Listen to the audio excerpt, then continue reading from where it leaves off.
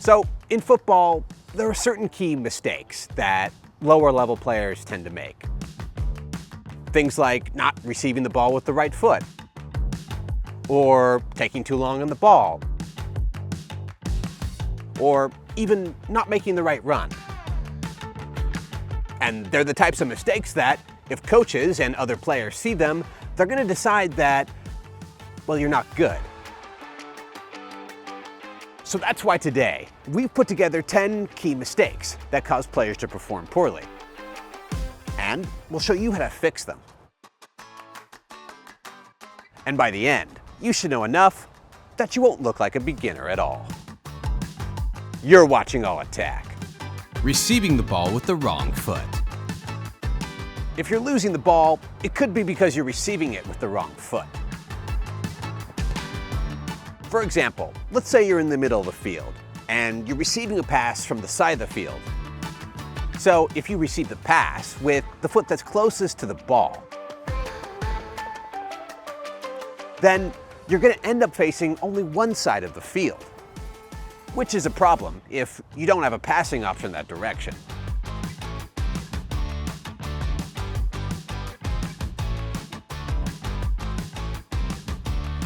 So that's why, normally, you want to receive the ball with your back foot, or the foot that's further away from the ball. Because if you do that, you'll be able to see both sides of the field. And you'll be able to go either direction rather than just one.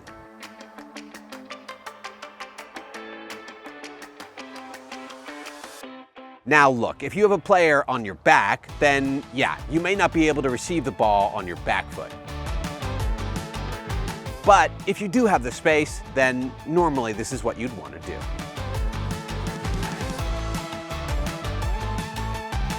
Giving up on plays. Oftentimes, inexperienced players or lazy players will see a situation and think that there's no way that ball is coming to me. Or think, that play is over, it's done.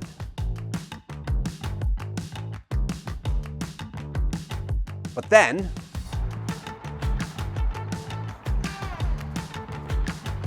so the lesson here is, the play isn't done until it's done.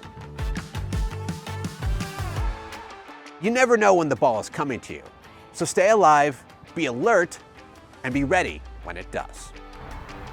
Yeah. Not moving to the ball. When a pass is coming their way, some players have a tendency to just wait for the ball to get to them. But, of course, if there's defenders near enough, then that won't end well. So here's how you fix this. When you're receiving a pass, you need to make a judgment. You gotta look at the pass and decide, does this ball have enough power to get to me before a defender does? And if it does, then yeah, okay, you can let the ball come to you. But if the ball is soft enough that the defender can get to it before it gets to you, then you need to be on your toes and ready to move toward it. Thinking skill moves are what matters. Some players think that if you can do fancy skills, then you're a good player. This is not the case.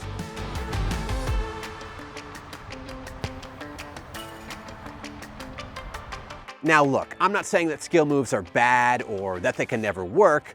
I mean, look, you're talking to the guy who made this video. But what I am saying is that it does pale importance to the fundamentals of the game.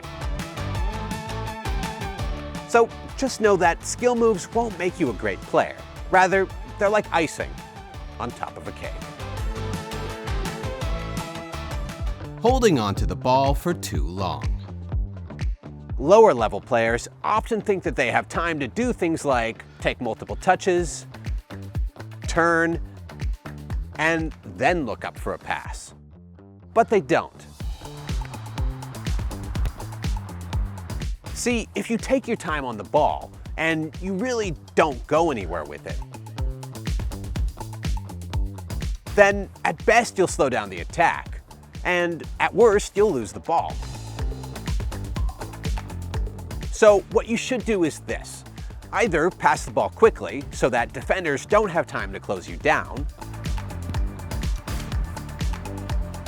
or if you are going to dribble, then make sure you're going somewhere fast, and ideally that's forward toward goal.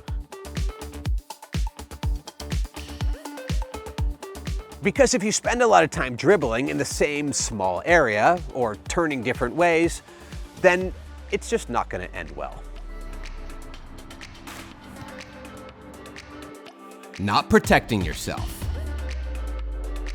In football, you can have all the technical and dribbling skills in the world. But that's not going to matter if you get pushed off the ball.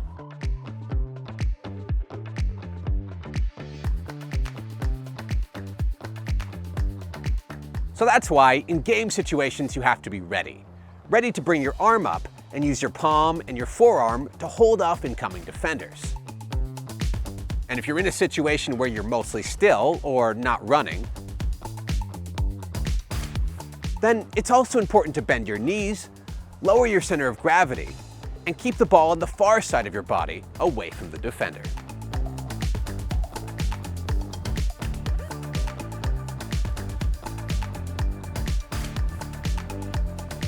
Not asking for the ball. When players are first starting football, they can often be too shy or nervous to ask for the ball. But the problem with that is, you'll almost never get the ball. Oh. So, if you don't want to be ignored, then you need to raise your voice and ask for the ball. That way, you might actually get the ball and get the game experience that you need.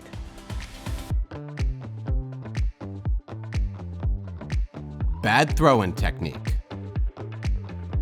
Now, this one may seem like something that everyone knows. But you'd be surprised, because I've seen a lot of people take a throw-in from their chest or from the side of their head.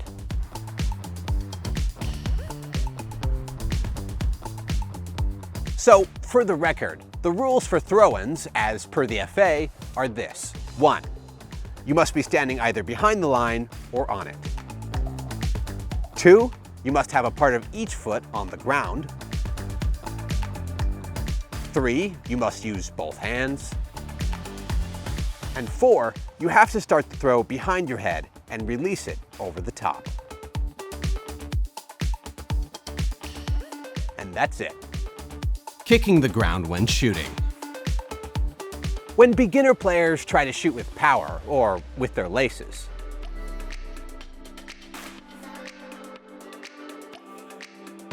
one problem they often have is their toe will hit the ground when they go to shoot.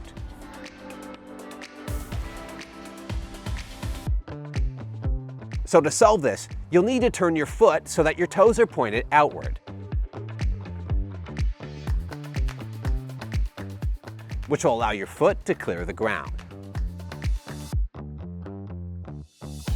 Now, to do this requires practice and muscle growth. But if you really want to shoot with full power, then turning your foot is what you're going to have to do. Not practicing on your own. And finally, perhaps the biggest mistake of all. Everyone, you have to practice by yourself. Because the hard truth is, if you only practice when your team practices, you're going to struggle to improve your individual skills. Because the team is not focused on you. They're focused on the team. And they'll usually practice what, 2 times a week? That's just not enough. The players who are becoming great are practicing for hours every day. So if you actually want to get better, you can't let being alone stop you. You have to go out and work on your individual skills. Then you take that and apply it to your team training and actual games. Because that is the way that you're going to get better. All right, everybody, we hope you liked that video. If you did, make sure to leave a thumbs up right down there. Make sure to subscribe if you haven't. And make sure to check out our other videos if you want to learn more about football.